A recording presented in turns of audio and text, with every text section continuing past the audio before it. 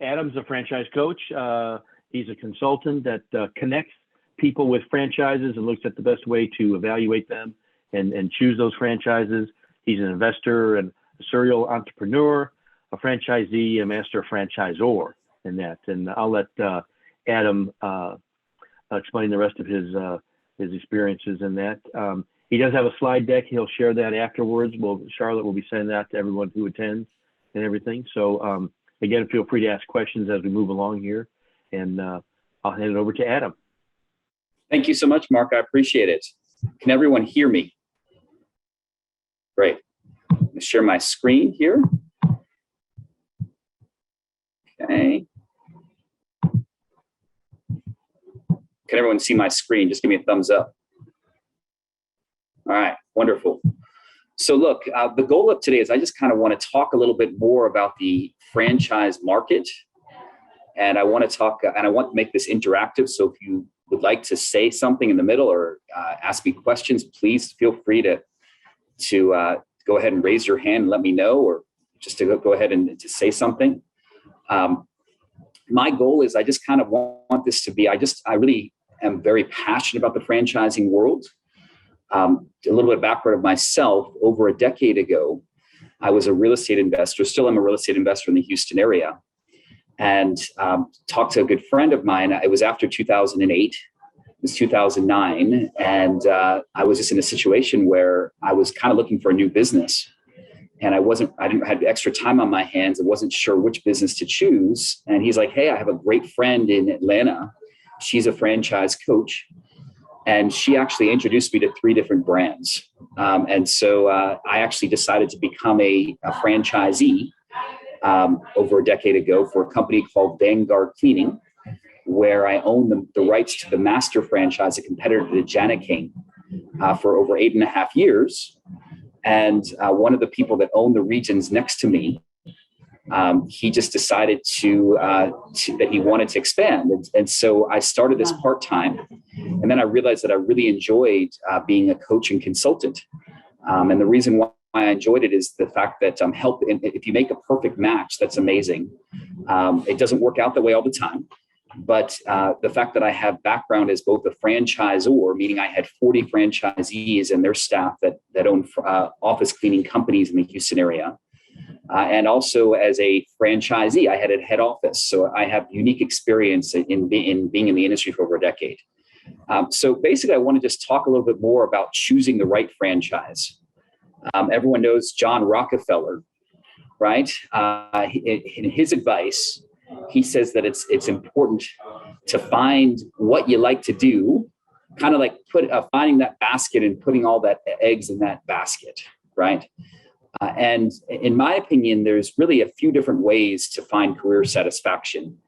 The 3 ways are getting a job, right? The second way is actually being an entrepreneur. And the third way is becoming a franchisee. And I think in many ways, this slide is kind of dated. And the reason why it's dated is because it used to be a misconception of the franchising world. And frankly, what I've seen over the past 10 years is there's kind of been a move away in the franchising world, or a trend of franchise brands that are only accept candidates that are willing to forego a job and work owner operator. I would say out of my 200 brands in 75 different industries, 60% of them now are willing to accept candidates that are semi-absentee candidates, which is really, really fascinating for the industry. Meaning there are lots of manager-run businesses. So in many ways in our industry now, you can really have your cake and eat it too, meaning have a day job and then also buy into a franchise brand as well. And this is something that's quite new to my industry. So let's just kind of talk a little bit more about the industry and where it is. And by the way, franchising, one of the big, in my opinion, my volume or my interest in my business is 2.5 times what it was before the pandemic. The whole great resignation, the whole idea of working from home, all of a sudden everyone wants to invest in franchises or is interested in franchises. I've never seen anything like this in the industry and being in it for over a decade. And so just to kind of give you some sense about what's going on in the industry, the advantages of a job, right, are that you get a paycheck, you get benefits, and look, you typically would get security in the past. right? But maybe that's not necessarily the case anymore. But the point is that there are certain advantages to getting a job. And there are certain advantages or challenges to a job. The first one is limited earning potential. A lot of people that I talk to that are interested in franchises, one of the biggest reasons they're interested in franchises is that they're tired of making money for someone else. Limited freedom. Look, from the pandemic standpoint, people have had more freedom. A lot of my friends now are working from home, not necessarily all the time, but a significant portion of the time. But still, it's a situation, even when you're working from home, a lot of times, or you're off, you're really always on. And so for people that are investing in franchises, even financial types, right? It's a situation where a lot of people are say, hey, look, I'm just in a situation where I don't have enough freedom. If you're working in the energy industry and you're working offshore, maybe you're away from home 3 weeks per month. And diminishing benefits, meaning the benefits keep on going lower and lower with pensions and things of that sort. The other things that we have lack of security. I think, again, when people talk about their job, one of the biggest complaints is having a boss. I can't stand my boss. And as I mentioned earlier, the challenge of a job is making money for a company, not for you. Some of the advantages now, the other way to go about things are having an amazing idea and being an entrepreneur. And look, in many ways, being an entrepreneur is its own animal. One of my favorite books is by Gerber, and it's called, the name of the book it's called The E-Myth. And the whole idea behind this book is that people that start their own business, they get excited about it, but what they find is that they don't have the right system and process. And look, finance people understand the idea and the allure of having systems and processes. When you're starting your own business, you really don't necessarily have this system in place. And what happens is that you don't necessarily, you find yourself wearing too many hats if you don't have that right system. So to be an entrepreneur, you get to be your own boss. You could have total control. You get to grow your own idea. But the challenges are, number one, coming up with that idea. I don't know about everyone in this room, but to actually have that $1 billion idea, like the Netflix CD case or anything like that, that's hard. And so to actually develop and refine the plan, and that's a challenge of entrepreneurship. It's a different skill to actually have that idea than to actually run that actual company. Very, very high failure rate in entrepreneurship. It's again, as I mentioned, you're having a lot of hats. Let's talk about franchising. So some of the advantages of franchising is when you invest in a franchise, you get two things. You get a brand name and you get a system. And so the advantages of a franchise are that you get this experience of a franchisor. And look, not every one of the 4,000 or 3,000 plus franchises in the United States is great, right? It all depends on the franchise brand. You're getting two things. You're getting a system and you're getting a brand name, and you get training and support. You also get peer groups. I'm not sure if anyone knows this, but all the biggest advantages for McDonald's have come from the existing franchisees. Things such as the Egg McMuffin or the McFlurry are all innovations that franchisees have come up with. You get group buying power, meaning I watched when the Astros won the World Series, and I saw in the outfield an advertisement for a franchisor or franchisees. And guess what? If you were just an entrepreneur only opening one shop, you wouldn't have the buying power to buy this advertisement. You also wouldn't have the buying power in an ideal situation to actually get group discounts on different things. And research and development. Maybe the head office has come with a great new idea that every single franchisee can have too. And by the way, when I talk about fast food, that's what people think a lot of times about the franchising world. That's one of the big misconceptions about the franchising world.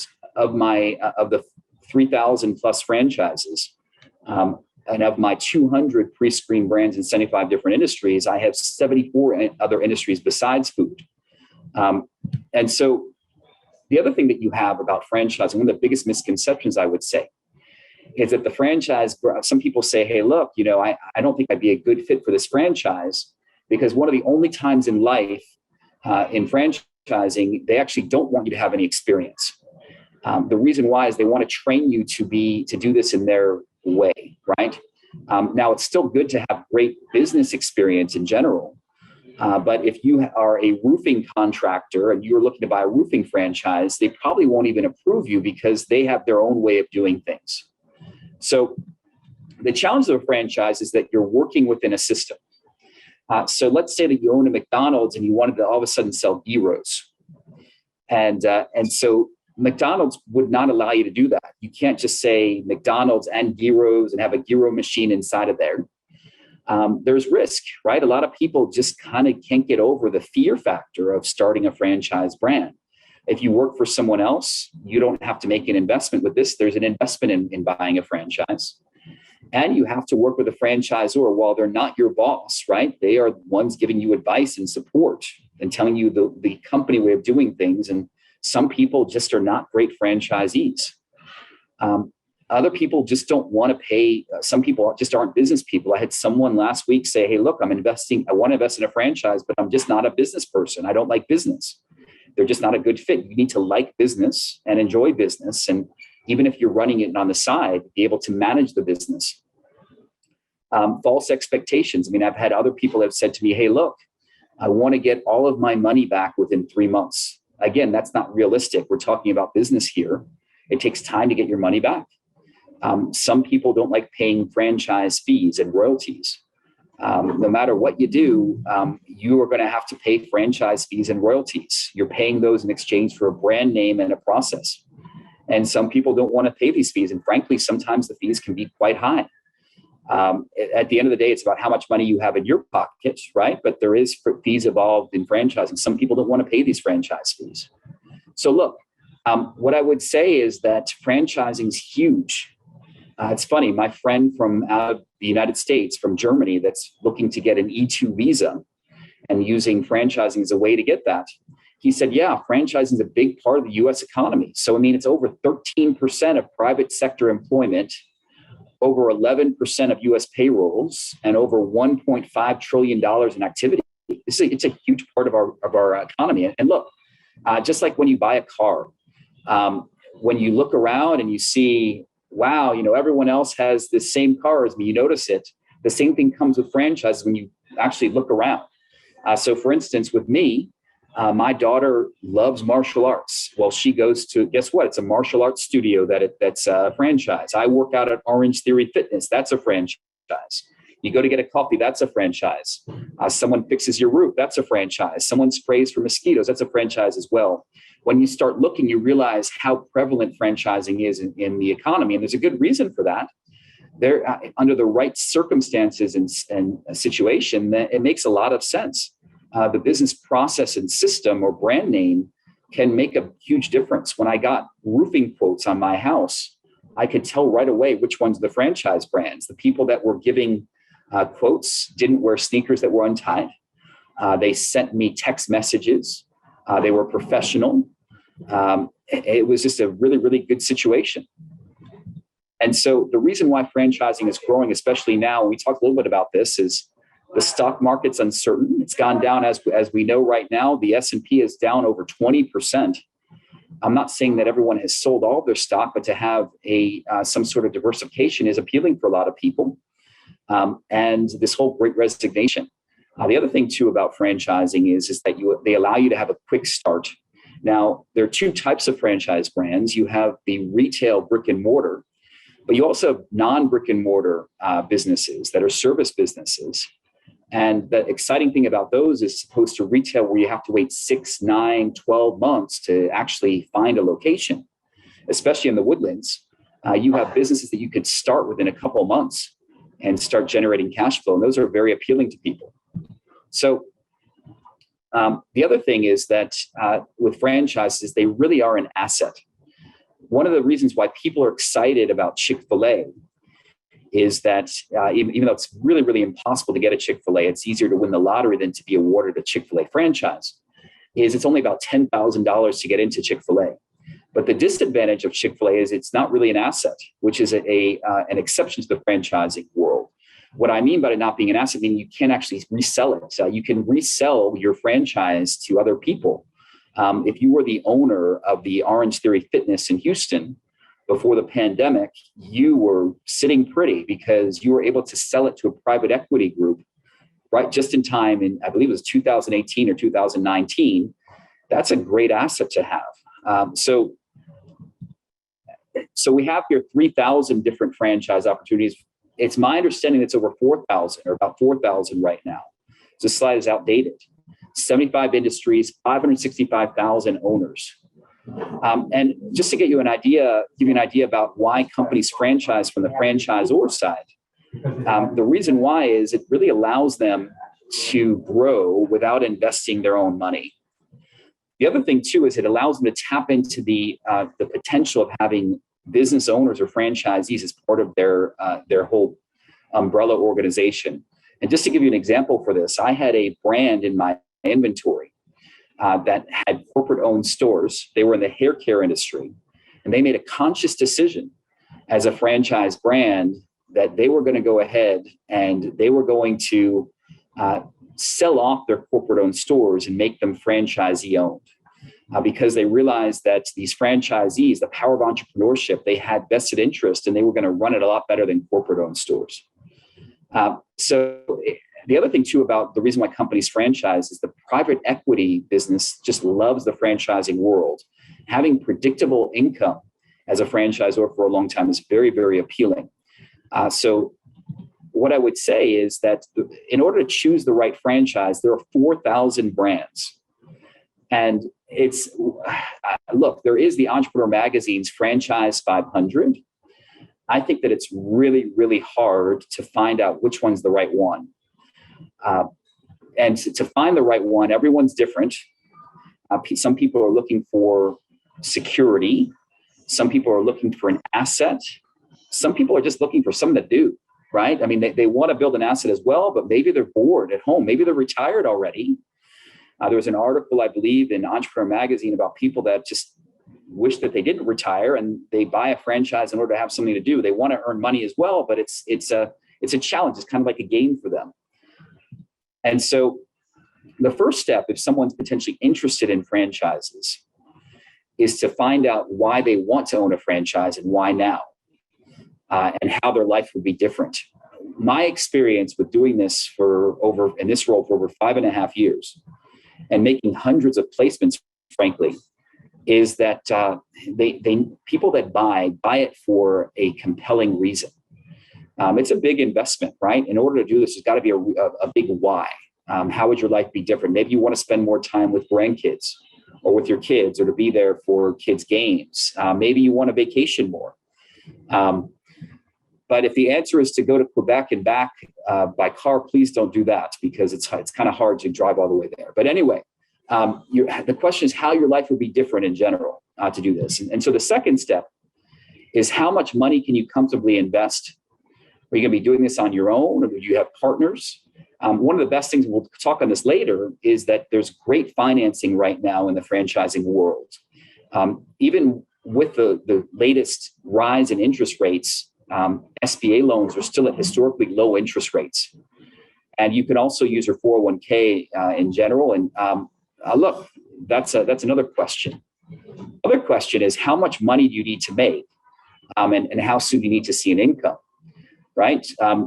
When people ask me how much money will I make with this franchise brand, it's really hard. The answer a lot of times is it depends. But the other thing that I would say is that, as I mentioned before, certain businesses take longer to cash flow. Some businesses in my inventory can start cash flow within a couple months. Some take longer. So the different financing options that are most popular, in my opinion, are people that either roll over their existing 401k, meaning you're able to, instead of investing in Amazon stock, you invest in yourself and your business, or you're able to go ahead and use home equity, or you're able to get an SBA loan.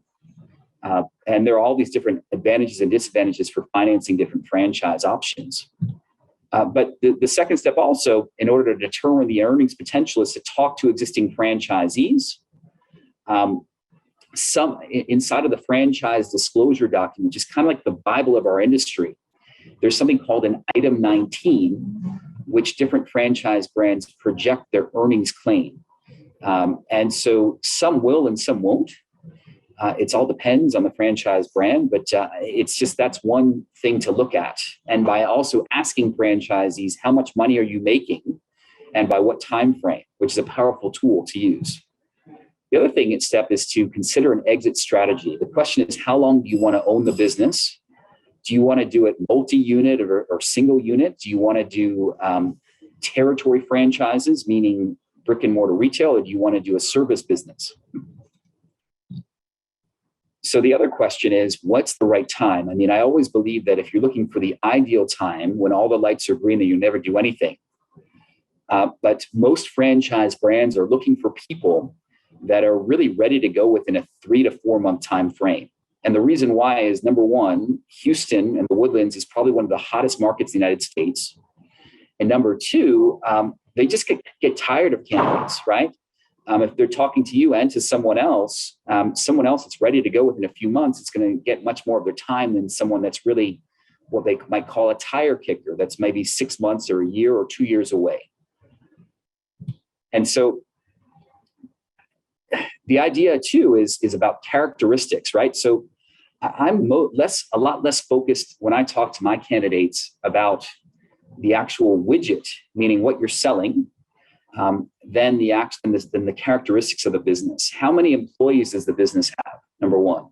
Number two, what kind of employees are they? Are they blue collar? Are they white collar? Do you not care? And number three, how does your involvement in the business look? Do you see yourself doing this full time, or do you see yourself doing this semi-absentee or part time? Do you want to go ahead and to be selling a lot? Do you want retail, or do you want a service business? And when we talk about an executive model, we talk about a situation where you hire managers and you're managing the business through the managers that are there. And, hey, Adam, sure, please. Hey, Adam, real quick, then, thinking about the slide you just had up there. Should I go back? Should I go back to it? Maybe just one. Yeah. So when you say there's huge amounts of interest in franchising with the pandemic and the resignation and all that sort of thing, are you finding it in any certain sectors of the economy? Because people might be afraid of retail right now because that whole sector is in the uproar just because of all kinds of things in addition to COVID, right? And that, do you find it more in the direct sale businesses, business to business stuff, or service industries as outside of retail? What's the makeup of some of that interest right now? That's such a great question. And so if you and I were talking in 2020, right, I would say that it's only people buying essential businesses, right, that are service businesses, because no one was buying retail in the height of the pandemic. It just wasn't happening. What I'm telling you now is that there's a lot of interest and excitement about non-brick and mortar businesses right now, meaning service businesses that might provide home services, things as unglamorous as glass contractors, or water restoration after there's some sort of a flood or water event, or mosquito spraying. But there's also interest in these cyclical businesses as well. We haven't hit a recession yet. There's only a 40% chance of a recession, which I understand is a high chance, but people are really excited again about brick and mortar.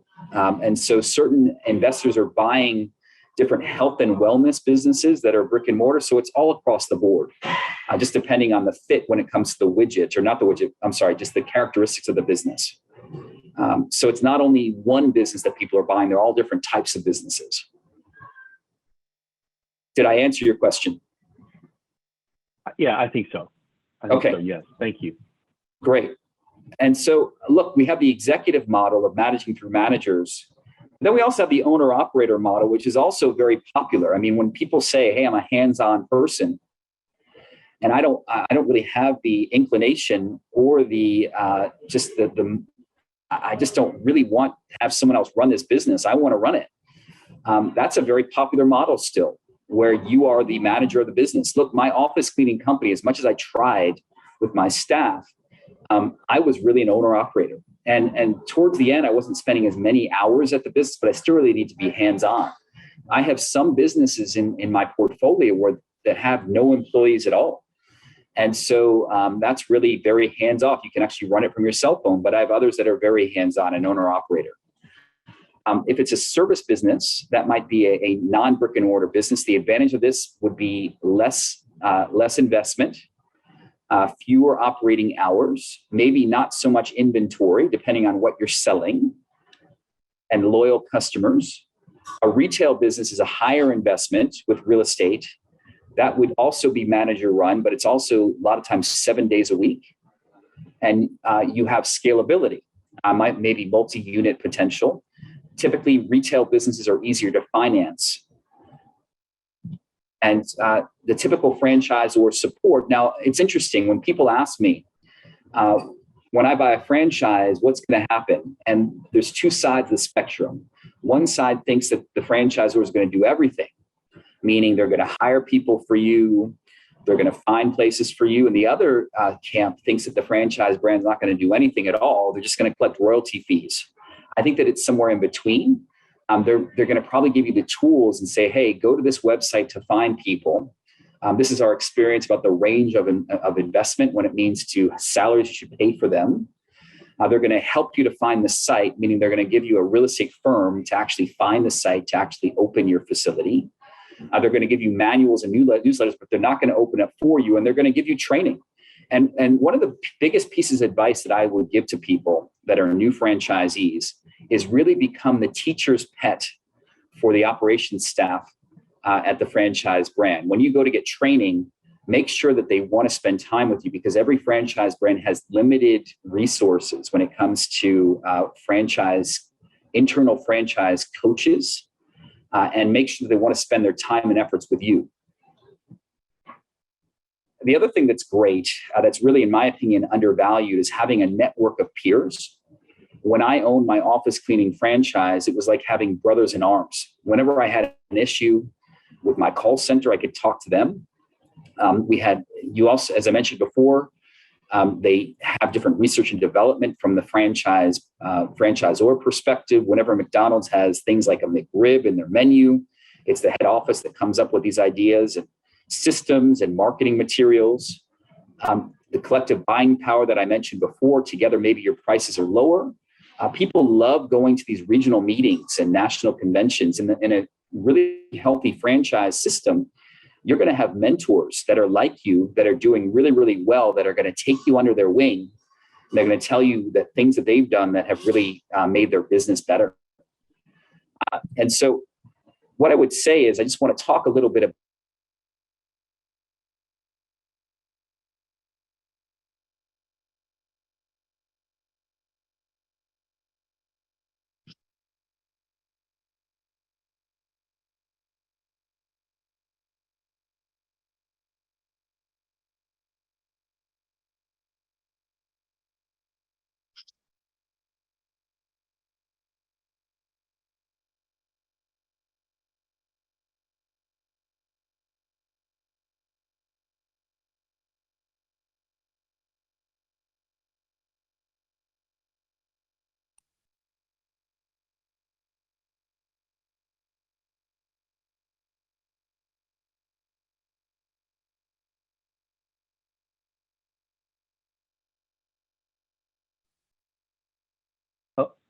It looks like we lost Adam here for a moment. Yeah. I know his sound went off, and then now we've lost him.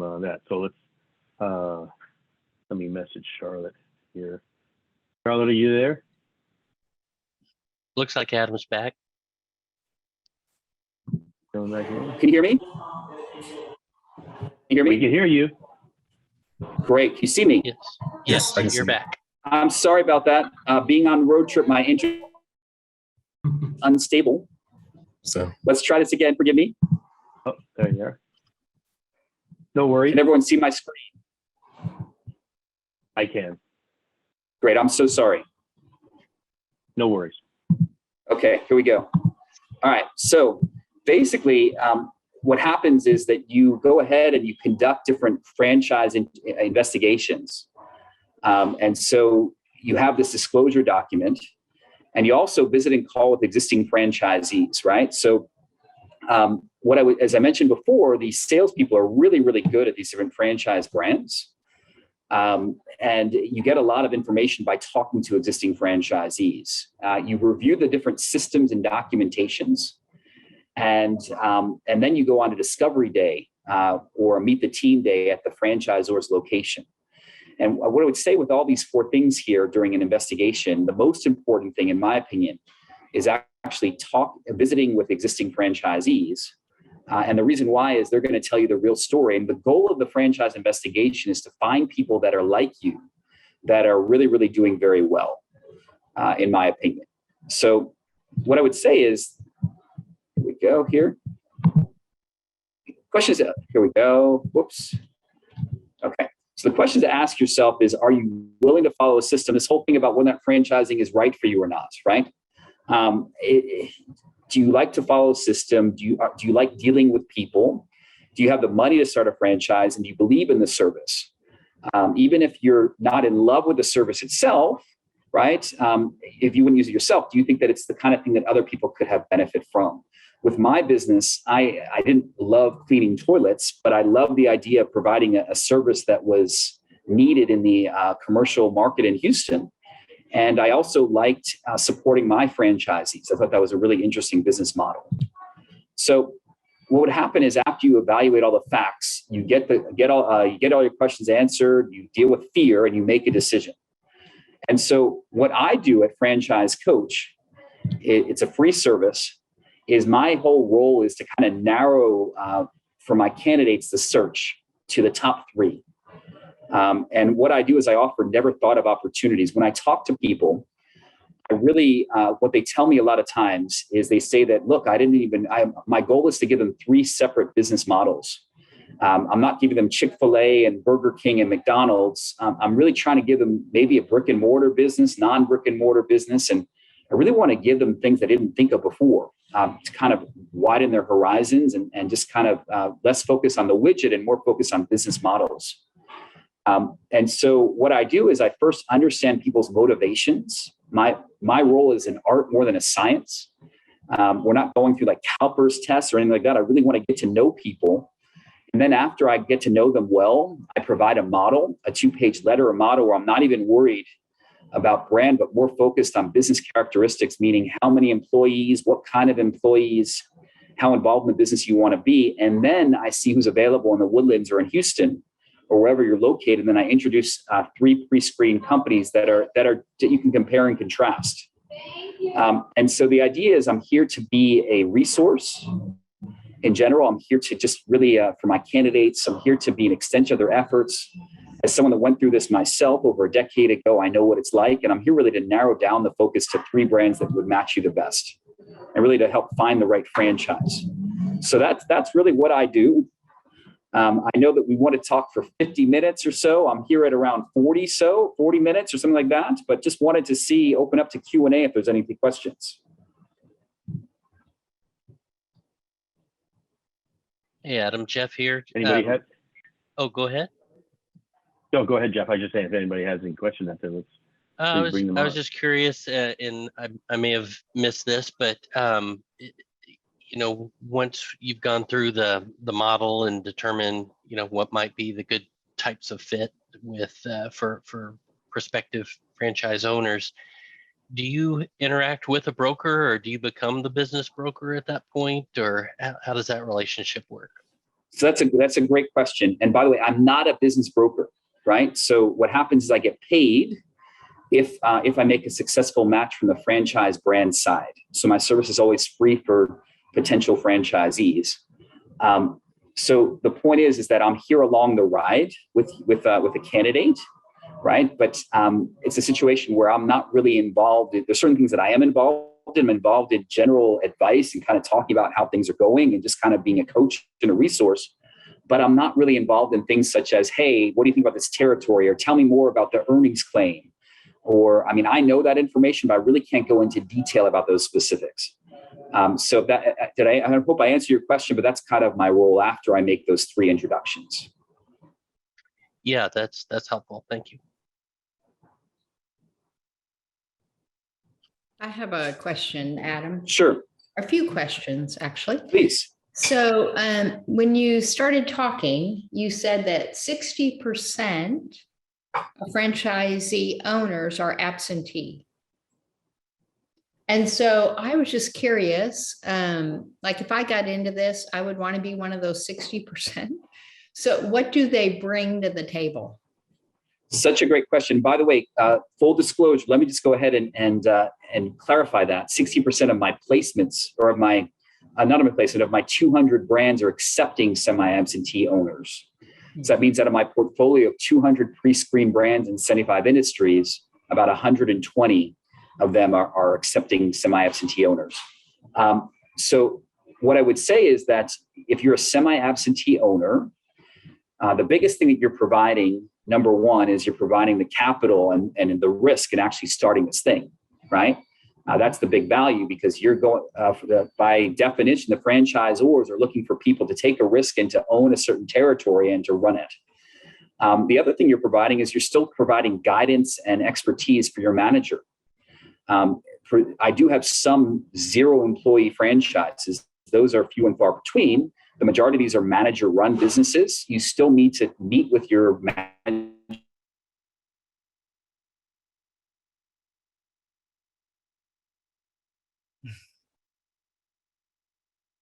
You lost your sound there, Adam. Oh, do I have it now? Can you hear me now? I can hear you said, yeah. Yep. Where did I come out? Forgive me. You still need to meet with your Manager. Woman or man, but manager. Yeah.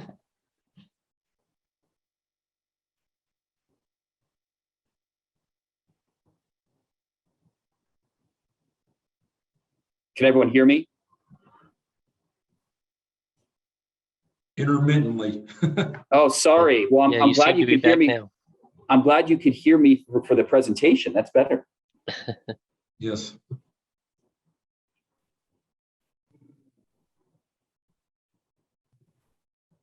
Any other questions?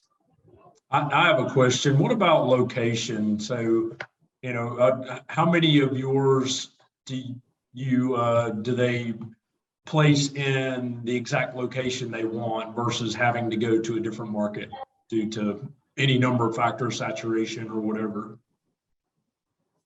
I'd say 90 to look, if someone says, hey, I want to be in Houston, right? Then I'm going to find a franchise brand for them. I have 200 brands, right? So maybe I'd say about 100% of I very rarely have people that decide to go into a business in a market that they're not, that they don't know very well, to buy a brand just because it's the franchise brand they're really excited about. I think there's a huge advantage in having something close to your house. Absolutely.